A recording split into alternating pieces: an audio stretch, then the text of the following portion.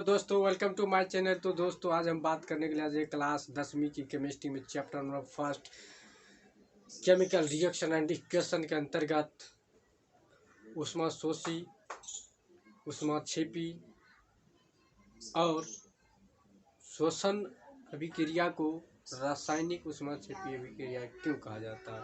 ठीक है दोस्तों, ये तीन टॉपिक के बारे में आज बेहतरीन तरीका से चर्चा करेंगे। तो चलिए हम स्टार्ट करते हैं। दोस्तों वीडियो स्टार्ट करने से पहले अगर आप हमारे यूट्यूब चैनल पर नए हैं तो प्लीज़ आप हमारे यूट्यूब चैनल को सब्सक्राइब करें ताकि हर एक वीडियो का नोटिफिकेशन आपके तक जरूर पहुंचे। तो चलिए हम अपने वीडियो को स्टार्ट करते हैं।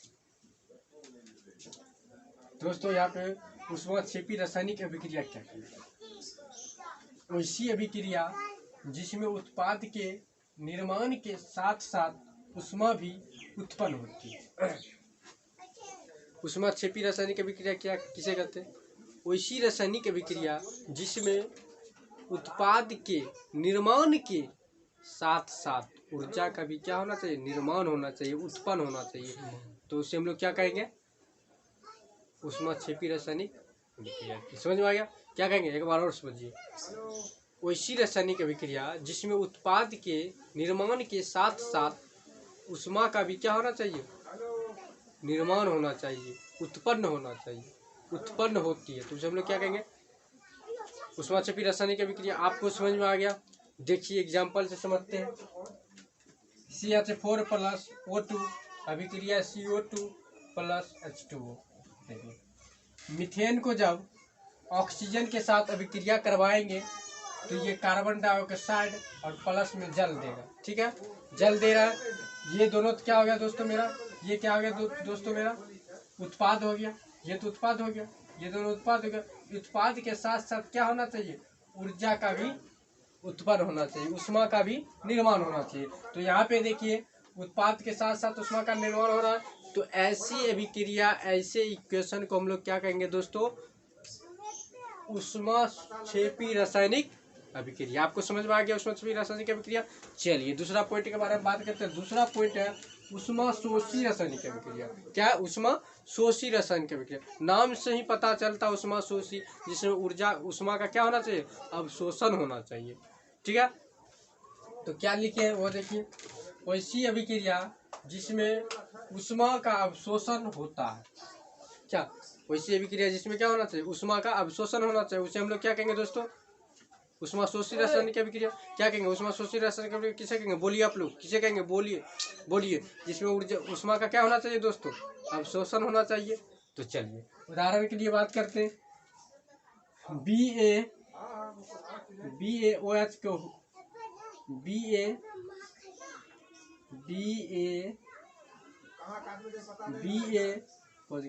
BaOH को होल टू यहाँ पे, तो यहाँ पे जो है Ba इंटू गलती लिखा है OH को होल टू हो, क्या होगा? OH को होल टू इंटू 8H2O। ये क्या है दोस्तों? ठोस है। क्या है? ठोस है, सॉलिड है, इसीलिए हमने S दिए। 2NH3 अर्थात NH4 क्या होता है दोस्तों? अमोनिया। क्या होता है? अमोनिया। अमोनिया क्लोराइड ये भी क्या होता है दोस्तों? ठोस होता है, इसीलिए हमने इसे सॉलिड, इसीलिए S दिए। ये दोनों अभिक्रिया करवा रहे हैं तो प्रोडक्ट उत्पाद क्या बना रहा है दोस्तों? Beryllium chloride plus ammonia plus 10H2O यही निकाल रहा है। लेकिन क्या हो रहा है दोस्तों? ऊष्मा का अवशोषण हो रहा है, अर्थात माइनस हो रहा है। क्या हो रहा है? माइनस हो रहा है। इतना बात समझ में आ गया?